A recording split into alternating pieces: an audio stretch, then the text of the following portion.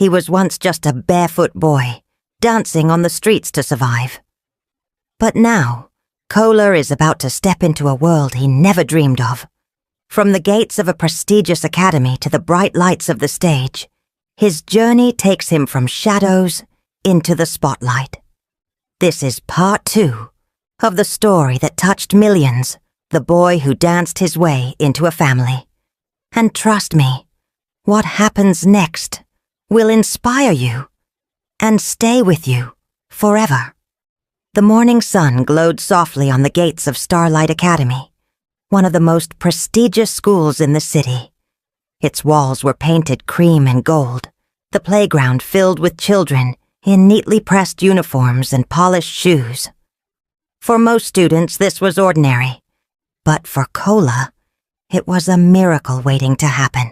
The night before, he had sat in his room staring at the new uniform folded neatly on the chair.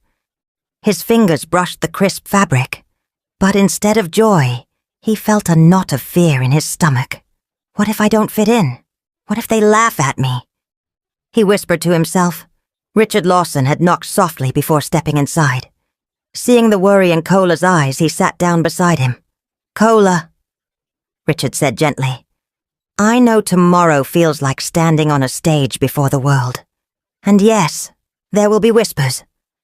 Some will doubt you. But listen to me. You don't have to prove that you belong. You already do. You are a Lawson, not because of the name, but because of the heart you carry." Kola swallowed, his chest tight with emotion. Richard placed a firm hand on his shoulder. "Remember this. The same courage you had when you danced in the street to fight hunger. That courage will carry you anywhere. And if ever you feel small, hold your head high. Even kings were once boys no one believed in." Kola's eyes glistened. "You really think I can do it?" Richard's lips curved into a small, steady smile. "I don't just think it, son. I know it. Tomorrow, when you walk through those gates, remember, whatever they say, you are my son. And nothing can take that away." That night, Kola slept with determination burning in his heart. And now, as he stood at the gates of Starlight Academy, Amanda's hand in his, those words echoed in his mind like a shield. He stood beside her, his new sister in spirit, her steps now steady, her laughter bright as a melody. Only months ago, her world had been bound to a wheelchair. But today she walked with freedom and joy, every stride a living testament to resilience and hope. Beside her, Kola's palms were damp with nervous anticipation. His crisp new uniform hung a little loose on his thin frame, his polished shoes pinched with unfamiliar stiffness. The backpack on his shoulders felt at once like a crown of possibility and a weight of expectation. Amanda squeezed his hand. "Don't be scared," she whispered. "I'll be right here." As Kola and Amanda walked through the wide corridors of Starlight Academy, soft whispers followed them like shadows. "Isn't that the boy from the streets? Why would someone like him be here? He doesn't belong here." Each word stung, and Kola felt his ears burn. His shoulders grew heavy, and for a moment he wished he could disappear. The polished tiles beneath his feet seemed harder with every step, the walls taller, the stairs sharper. But then Richard's words came back to him, strong and steady, as if spoken right into his heart. "You are my son. You belong." Kola lifted his head just a little. His steps were still slow, but they no longer wavered. Amanda's small hand in his gave him strength, and together, they kept walking forward. In the classroom, the teacher introduced him. "Class, this is Kola Lawson." The surname caught on their tongues. "Lawson? The millionaire's name?" Gasps and murmurs filled the room. Amanda clapped softly and smiled at him. That smile gave him strength. For the first time, Kola sat at a real desk, opened a notebook, and held a pencil that wasn't borrowed. His heart pounded. He was no longer just the barefoot boy from the bridge. He was a student, one of them, or at least he hoped to be. But deep inside, he knew this was only the beginning of a new struggle. The days that followed were harder than Kola expected. In class, he answered questions with honesty. But some students mocked his accent. At lunch, some students laughed as they watched Kola eat so fast, almost like he thought the food would disappear. "Street boy in Starlight Academy? No way," one whispered. "He doesn't belong here." Another said, "Just wait until exams. He will fail." A third added, and the others laughed. The words cut deep, but Kola kept his head down and continued eating. He didn't want them to see how much it hurt. Kola clenched his fists under the table, trying to fight back the sting of the whispers and laughter around him. Richard's words echoed in his heart. Even kings were once boys no one believed in. Just then, Amanda walked over and sat down beside him. She placed her tray on the table and gave him a bright, steady smile. "Don't listen to them," she said softly. "You belong here just like everyone else." Her words were simple, but they lifted the weight from his chest. For the first time that day, Kola let out a slow breath. With Amanda beside him, the voices of doubt didn't feel so loud anymore. Still at night, when the mansion was quiet and Amanda was asleep, Kola sometimes sat by his window, tears burning his eyes. The bed beneath him was soft, the roof above safe. But his heart felt heavy. The streets had been cruel, yes, but they had never made him feel invisible the way these whispers did. One night, Richard found him awake, staring into the dark. "What's wrong, son?" he asked gently. Kola hesitated, then whispered, "They don't want me there." Richard's eyes softened. He placed a firm hand on Kola's shoulder. "Listen to me. Greatness never comes without resistance. They laughed at me when I was young too. But today they call me the Golden Touch. Don't let their whispers define you. Let your heart, your spirit, speak louder." Kola swallowed hard, then nodded. His father's words gave him a spark of courage. He promised himself, "One day, I'll make them see me. Not as a street boy, but as someone who belongs." While Kola faced ridicule, Amanda fought her own silent battles. Though she now walked, her steps were slow, unsteady. Some classmates clapped when she entered the playground, but others whispered cruelly behind her back. "Look, she's limping. She might fall again." Amanda pretended not to hear, but every word stung. At times she wanted to hide in her chair again, to retreat into silence. But then she remembered the boy who had made her laugh when no one else could. She remembered Kola shouting in the garden, "When you move, you win." One afternoon during break, Amanda stood before her classmates. Her legs trembled as she tried to walk across the playground. Children watched silently, some smirking, some curious. Step by step she moved, slow, shaky, but determined. Halfway through, she stumbled. Gasps filled the air. Before anyone could laugh, Kola ran to her side. "You can do it!" he called, clapping his hands. "Just one more step." Amanda lifted her head, breathing hard. Slowly she moved forward, one shaky step, then another. By the time she reached the other side of the playground, the whispers were gone. Instead, some children began to clap. Amanda turned to face them. Her cheeks were red, but her eyes were shining. "I'm not afraid anymore," she said softly. Kola grinned wide. In that moment, they weren't just siblings by circumstance. They were warriors, each fighting their own battles, but never fighting alone. The weeks passed quickly, and whispers still followed Kola through the hallways. But then one morning, a brightly colored poster appeared on the school's notice board. "End-of-term dance competition, sign up now." Excited voices filled the air. Students crowded around, chattering about costumes, music, and routines. Amanda's eyes sparkled the moment she read it. She tugged at Kola's sleeve. "You have to join," she said firmly. Kola froze. His stomach knotted. Dancing in the garden for Amanda was one thing. Dancing for an entire school, teachers, students, parents, was another. The thought terrified him. "Me, in front of everyone?" he whispered. Amanda nodded. "Yes, you. You were born for this." He hesitated, then glanced around. Some students were already pointing and laughing. "A street boy in a dance competition? He'll embarrass himself." He doesn't stand a chance. Cola clenched his fists. He remembered the nights under the bridge when he danced just to fight hunger. He remembered Amanda's laughter, the sound that brought her back to life. Slowly, with trembling hands, he picked up the pen and wrote his name on the list. The whispers grew louder, but Cola only smiled faintly. They don't know what I carry inside me, he thought. This isn't about them. It's about proving that joy can defeat despair. That night, when Amanda told Richard, the man raised an eyebrow. A competition? Yes, Daddy. Amanda beamed. He can win. Richard's lips curved into the smallest of smiles. Then let the world see what I've already seen in him. From that day on, the Lawson Mansion's garden transformed into a rehearsal stage. Every afternoon after school, Cola would practice while Amanda clapped and cheered.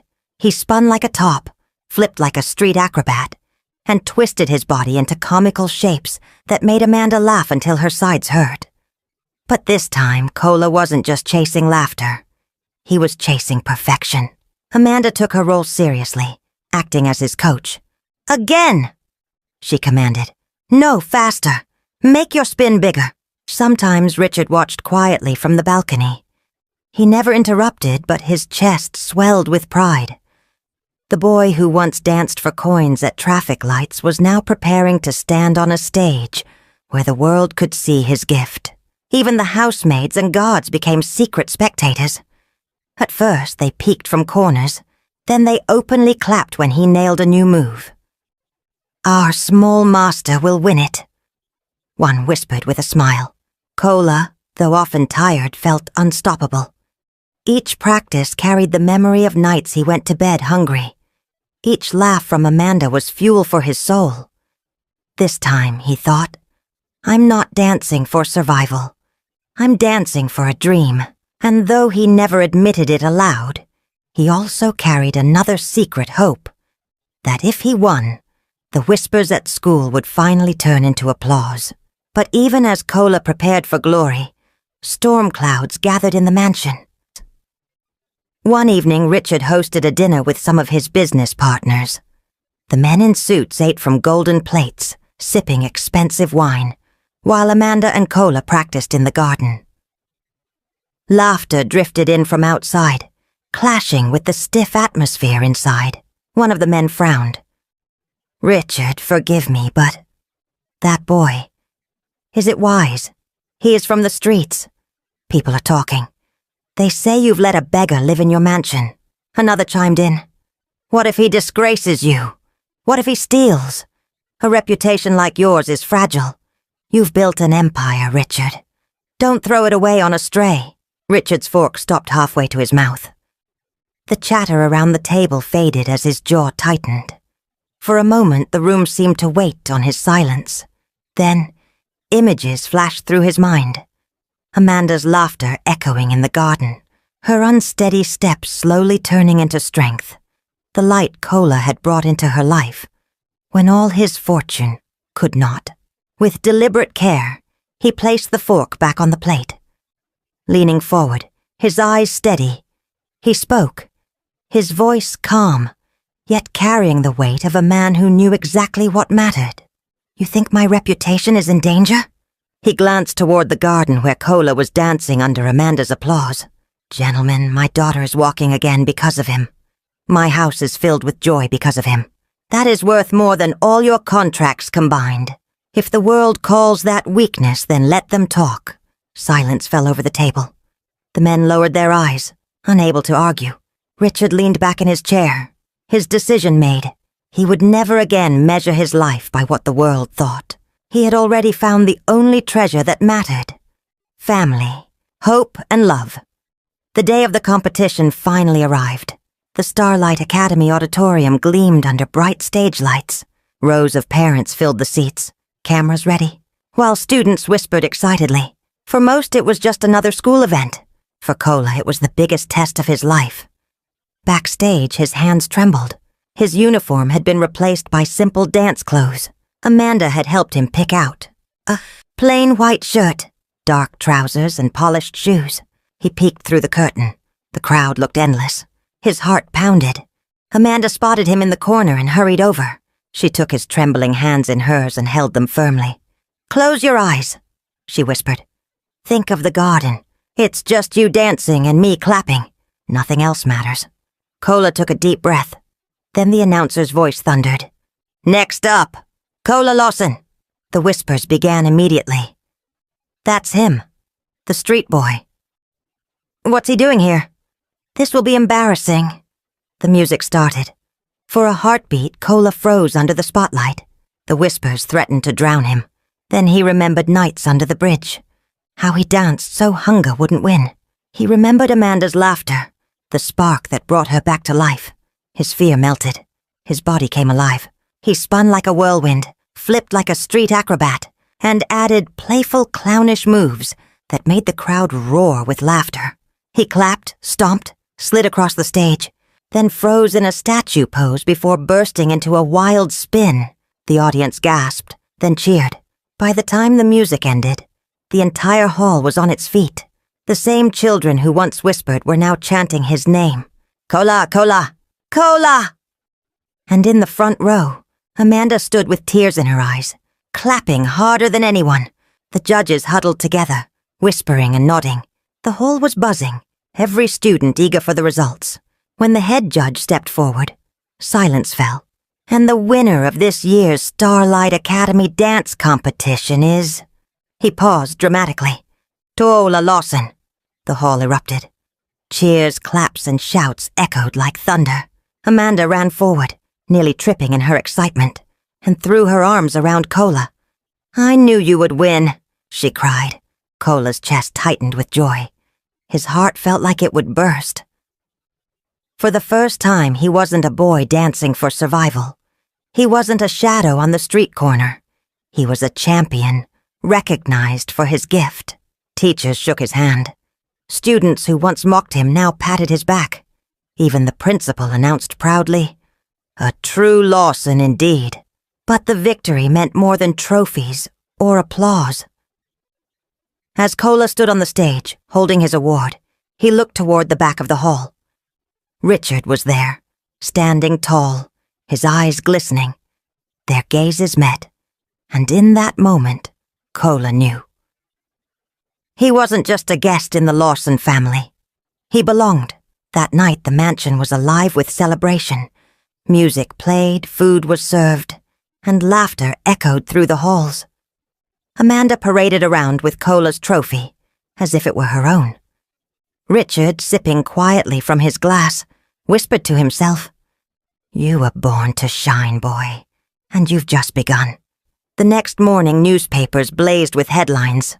From streets to spotlight, millionaire's adopted son wins dance trophy. Photos of Cola in mid-dance pose filled the front pages. A local TV channel replayed clips of his performance, the crowd's cheers still echoing. For the city, it was a story of hope. For Cola, it was the sweetest victory of his young life. But far away, in a crumbling tenement, a man saw the broadcast. His hands shook as he touched the screen. His eyes, sunken from years of hardship, widened. "Cola," he whispered. "My boy." That evening, as the mansion prepared for dinner, the guards at the gate were startled by a ragged figure demanding entry. His voice cracked with desperation. "Please, let me see him. I'm his father. I've come for my son." The guards exchanged wary glances. The name Lawson was now spoken with respect, and this man before them seemed the opposite of that image. But his eyes held a pleading fire. Reluctantly, they led him to the mansion door. Inside, Cola was laughing with Amanda over dinner when the butler appeared, his face pale. "Sir," he said to Richard, "there's someone at the gate. He claims to be Cola's father." Silence fell. Amanda's fork clattered against her plate. Cola froze, his heart pounding. Memories he thought he had buried, nights of hunger, days of abandonment, came rushing back. Richard's eyes narrowed. "Bring him in." And for the first time in years, Cola stood face to face with the man who had disappeared from his world. The man who had abandoned him when he needed him most, leaving a little boy to dance his pain away in the shadows. The room was thick with silence when the man stepped in. His clothes were ragged, his shoes worn thin. His face carried the deep lines of regret and wasted years. But his eyes locked on Cola, trembling with something between shame and longing. "Cola," he whispered, his voice breaking. "My boy. My son." Cola's body stiffened. For years he had imagined this moment, his father returning, explaining why he left, making everything right. But now that it was here, his chest felt heavy with anger. Richard's eyes hardened as he crossed his arms. "You call yourself his father? Where were you when this boy slept under bridges? Where were you when hunger nearly took his life? Where were you when my daughter's laughter came back because of him?" The man fell to his knees, tears streaming down his face. "I failed him. When his mother died, I broke. I was lost, with no work, no way to care for a baby alone. I ran, and I have carried that shame ever since. But I've seen him now, alive, strong, full of light, and I am begging for another chance." Cola's fists clenched, his heart raced. Memories rushed back, nights begging on the street, shivering in the cold, dancing with an empty stomach. He had been invisible to the world, including the man before him. Amanda's eyes filled with tears. She looked at Cola, waiting. Richard remained silent, knowing the choice wasn't his to make. The whole mansion seemed to hold its breath. The man sobbed. "Please, son, forgive me. Let me be your father again." Cola's lips parted, his voice trembling. But instead of hope, his words carried a weight years in the making. "You lost that right when you left me." Cola's voice grew steadier as he spoke. "When I was hungry, you weren't there. When I slept on the streets, you weren't there. When I danced alone hoping someone would see me, you weren't there. But when I made Amanda smile, she was there. When I needed a home, Richard was there. When I needed a family, this family was here." His father shook his head, weeping. "I was broken, son. So was I." Cola's voice cracked, his fists trembling. "But I didn't run. I danced. I fought. I survived. And now I'm not alone anymore. I don't need a father who abandoned me. I have a family now." Amanda rose, walking carefully to Cola's side. She took his hand firmly. "And he's my brother. No one can change that." Richard stood, his eyes misty though his face remained strong. He placed a hand on Cola's shoulder, speaking with quiet pride. "This house is yours, son. You don't need to search for love outside these walls. You've given us more than we could ever give you." The man broke down completely, his sobs echoing in the great hall. The guards led him away gently, his cries fading into the night. Cola watched him go, a storm of emotions raging inside. But when he turned back and felt Amanda's hand still in his, and Richard's strong presence beside him, peace finally settled in his chest. For the first time in his life, Cola realized something powerful. Family isn't only by blood, it's by love, by choice, by who stays when the world walks away. Weeks passed, and the mansion once again bloomed with joy. Amanda's steps grew stronger. She no longer feared the playground. Now she joined her classmates with confidence. And every evening the garden became alive with laughter, claps, and Cola's dancing. The newspapers still wrote about him. Street boy turned champion, millionaire's miracle son. But inside the mansion, none of that mattered. What mattered was the sound of Amanda's laughter and the warmth of a family that had chosen each other. One evening, as the sun set in golden light over Banana Island, Richard stood in the garden, watching quietly. Cola danced across the grass, moving in funny, playful ways. Amanda tried to copy him, but soon she was laughing so hard she almost fell. The air was filled with joy, The kind money could never buy, Richard whispered to himself. I thought I had everything, but I had nothing until I met this boy, and through him, I found my family. Kola, catching his eye, smiled and waved him over.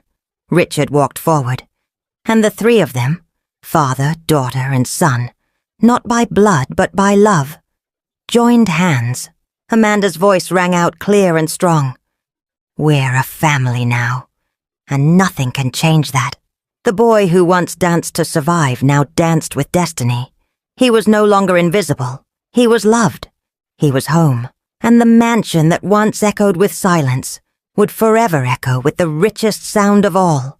Laughter, love, and the dance of a boy who turned despair into joy. Sometimes the family we are born into fails us, but the family we find, the one built on love, loyalty, and laughter, is the one that saves us. And in the end, true wealth is not in riches, but in the bonds that make us whole. If this story touched you, let us know in the comments and tell us where in the world you're watching from. Don't forget to subscribe to Folk Tales by Olivia for more emotional, dramatic, and unforgettable stories. Until next time, stay kind, stay strong, and keep watching.